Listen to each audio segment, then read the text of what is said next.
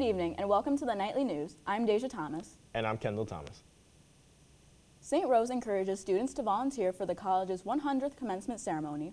For those not graduating in May, the school is looking for ushers, program distributors, and direction givers. Volunteers will be needed from 7:30 a.m. to 12:30 p.m.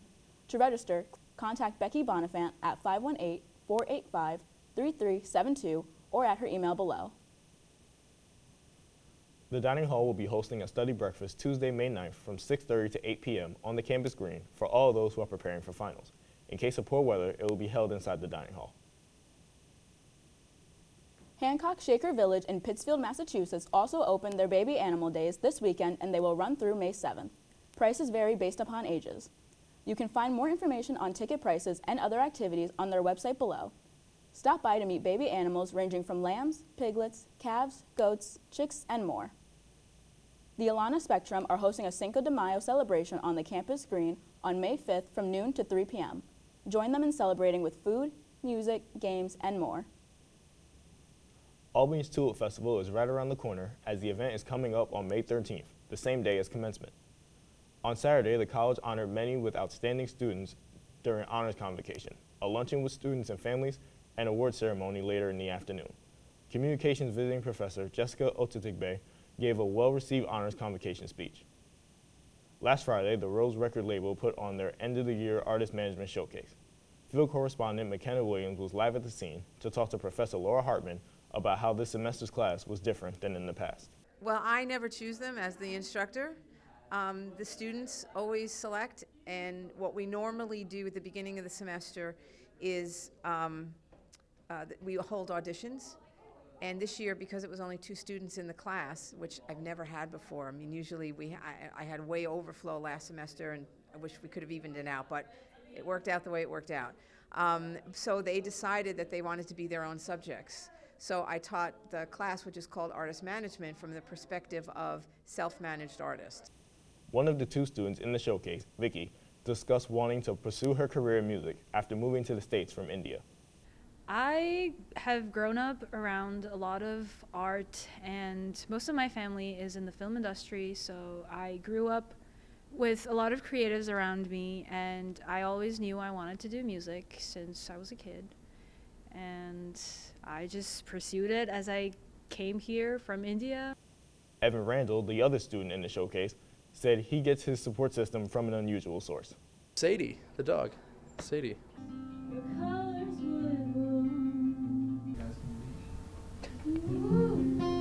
As we wrap up the semester and finals week quickly approaches, St. Rose Residence Life has some reminders. Residence halls will close at 10 a.m. on Thursday, May 11th. You must vacate your space by this time or 24 hours after your last final, whichever comes first. If you are graduating or helping out with graduation, extended housing is available. A late stay request form can be filled out on My Housing and must be turned in by May 5th at 4 p.m. Students looking for on-campus summer housing for an internship, on-campus employment, or are an international student, the summer housing application is also open. This must be filled out on My Housing by May 5th at 4 p.m. to be considered for housing in Alumni Hall for the summer. If you are not planning on returning to on-campus housing next semester, make sure to fill out your withdrawal from housing form and get it submitted to Res Life by May 5th. Golden Knights dance team is presenting their final performance for the year. Their spring showcase will be hosted at St. Joe's Auditorium on May 7th, with doors opening at 2:30 p.m. Student tickets are free, and non-students can pay $5 either with cash, card, or Venmo. Support your fellow students as they dance the semester away. Student Association will be holding its annual Senior Week next week for this year's graduating seniors. Events include Are You Smarter Than a Faculty Member in St. Joe's Hall on Monday the 8th from 7 to 9 p.m., a class campfire on the campus green from 7 to 9 p.m. on May 10th, and walking tacos on the campus green on Thursday the 11th from 5 to 7 p.m. For more information, check out this week's In the Know email. Everyone's favorite website, Chalk and Wire, now known as Anthology Portfolio, will be shutting down June 30th. You will be unable to access any content from there after this date. So if you have materials you want to keep, be sure to download them before June 30th. The college would also like to encourage students to begin downloading as soon as possible in order to avoid any system issues that may come up as the shutdown date approaches. And now with a sports roundup, here's Tyler Romano. Hi, I'm Tyler Romano. With the final week of school wrapping up, let's take a look back to see how our spring sports fared down the stretch.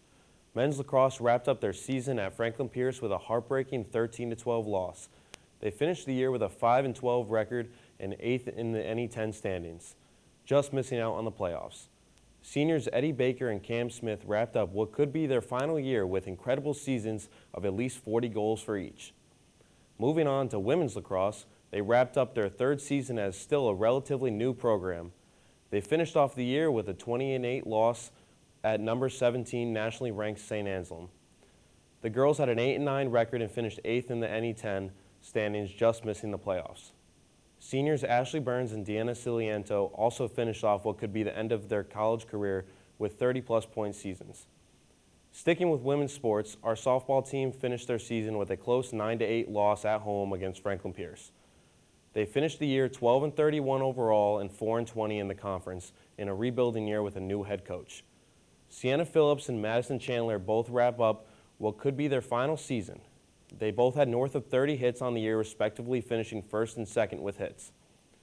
Baseball is one of the sports still not finished for the semester. Baseball will have senior night on Saturday as they have 5 huge home games this weekend against Pace and New Haven. The games will determine whether they reach the playoffs for the 3rd straight year. Seniors Jack McDonald and Tony Sochi are leading the charge as they both are hitting over 300 with a combined 15 home runs. Lastly, our track and field team has the NE10 Outdoor Championships this Saturday as seniors led by Reese Casanelli look to make some noise and break some records in what could be the end of the seniors season. So come out and support the Golden Knights seniors this weekend. Back to you, Dahjia. In the final edition of the Chronicle this semester, which is out now, you'll find stories on student thoughts about counseling services, beloved coffee shop Bard & Baker closing this month, and a review of David Kushner's single, Daylight. There is also a special senior profile pull-out section of the paper that highlights some of our outstanding graduating seniors. And now, graduating senior CJ Grace reflects on her time in Saint Rose's Communications Department through 5 movies presented across her time here, in this special edition of A Night at the Movies. Hello and welcome to A Night at the Movies. I'm your host, CJ Grace. Over the last 5 years, I've taken part in countless Night at the Movies reviews. From Psych to Shazam, Mary Poppins to Bird Box, I've seen the triumphs and defeats, the epic highs and lows of working with Saint Rose Television. But for my last production here at the college, we're going to change things up a bit. Today, I'm here to present you my top 5 Saint Rose Com Department movies of all time. So, just to be clear, these aren't movies made by or featuring the department or any of its alumni. There's only so many times I could put Fever Pitch on the same list. Instead, we're going to be talking about movies that are featured as assignments across a number of different classes here in the Saint Rose Communications Department as a little walkthrough of my history in the program. These are just a taste of some of the movies you could get to watch, review, and learn from while you're here. Before we get going, I'd just like to offer an honorable mention to Kevin Smith's Clerks, Jim Sharman's The Rocky Horror Picture Show, and Brian De Palma's Phantom of the Paradise. They're 3 of my favorite movies of all time, and thanks to the comm department, I got to study all of them in depth. Now, let's cut to the chase. First off, from the film noir genres class, we've got the original 1962 version of Cape Fear. This came from the later stages of the class and of the movement itself, catching the very end of the semester. It models itself on the best of Alfred Hitchcock, even utilizing one of its frequent collaborators as its composer, and breaks the formula of the detective drama just enough to stand out among other movies from the class like Double Indemnity or The Postman Always Rings Twice. Gregory Peck holds up the good guy image you might have been familiar with, but shows a welcome sense of justice in his heated exchanges with Robert Mitchum. I reviewed the 1991 Martin Scorsese remake starring Robert De Niro as part of my final for the class, and while that's undoubtedly good in its own right, the original is a subtler, more quietly intense affair that stands head and shoulders above its follow-up. Next up, from film art, is the 1960 Billy Wilder movie The Apartment, starring Jack Lemmon as a corporate stooge who slowly rises the ranks of his soul-crushing office job by lending out his apartment to his co-workers. This starts out masquerading as a comedy, but its slow descent into darkness tugs at the heartstrings like almost no other movie I've ever seen. Shirley MacLaine's starring turn as perpetual victim of love Fran Kubelik is a soul-crushing, genuine portrayal that's impossible not to root for, and her chemistry with Lemon ensures that Billy Wilder's humorous heart remains behind that. This movie was the first time I remember a class actually going silent at a scene, and if you need a good movie night while you're feeling down, I can't recommend it enough. Bouncing over to film history, we've got Park Chan-wook's Old Boy, a 2003 classic about a man who spent the last 15 years being tortured, only to find that that was just the beginning of his problems. This one was part of a chapter on East Asian cinema, part of the class's focus on teaching the entirety of cinema and not just English language movies. I can still remember being up early the morning the paper was due, watching and rewatching one specific fight scene, because I couldn't understand how Park got the action to look and feel exactly like a Mortal Kombat or a Street Fighter type side-scroller. This isn't for the faint of heart, and even from the very beginning it seeks to unsettle the viewer. But if you can take it, this movie is an absolute masterpiece that astonishes you as much as it does horrify. Moving on to another one from film history, we've got the Coen brothers classic, Fargo. While you might expect a heist movie to be slicker, more elegant, and pristine, like the Ocean's franchise, this Midwestern ensemble piece redefines the word schlubby with every character. While the Coen brothers' other movies, like The Big Lebowski or Hail Caesar, rely on over-the-top personalities to create the intrigue in their stories, it's the fact that almost everyone in this movie is so aggressively average that makes it incredible. William H. Macy's Jerry Lundegaard is just an everyday car salesman with a wife and a kid, and Frances McDormand's Marge Gunderson doesn't seem to be much more than a very pregnant cop.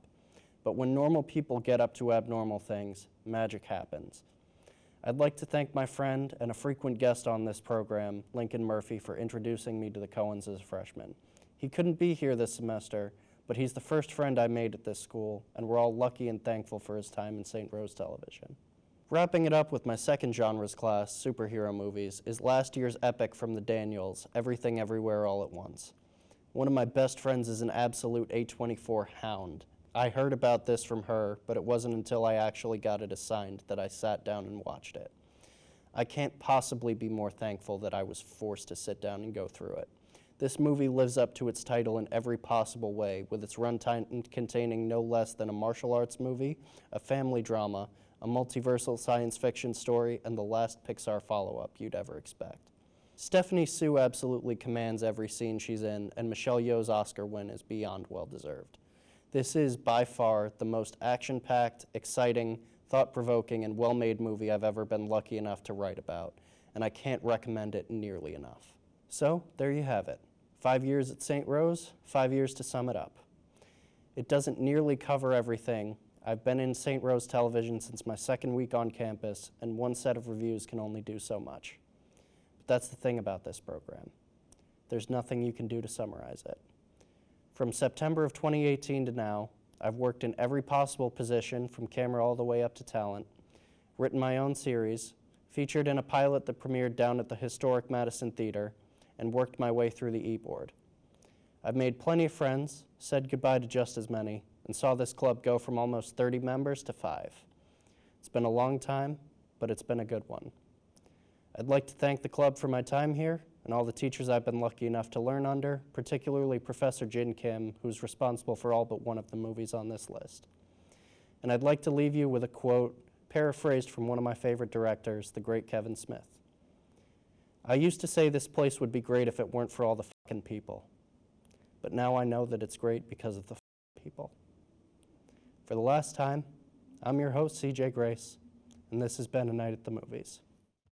Well, for me and Dahjia, as you just heard, for CJ Grace is a graduating senior. Me and Dahjia are also graduating seniors, so this will be our last episode of Nightly News for Saint Rose Television. So me and Dahjia just want to give our last words.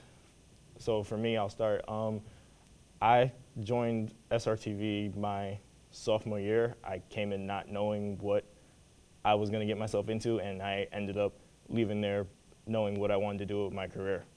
So I've had a lot of great memories from SRTV, and I just want to thank everyone that has been a part of this, everyone that has seen SRTV grow from what it was then to what it is now, and I am excited to see what SRTV holds in the future.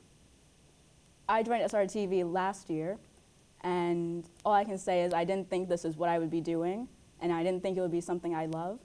And I just want to thank all the people that have helped me out in the club. Love you all. And that's all we have for this week's Nightly News. I'm Kendall Thomas. And I'm Dahjia Thomas.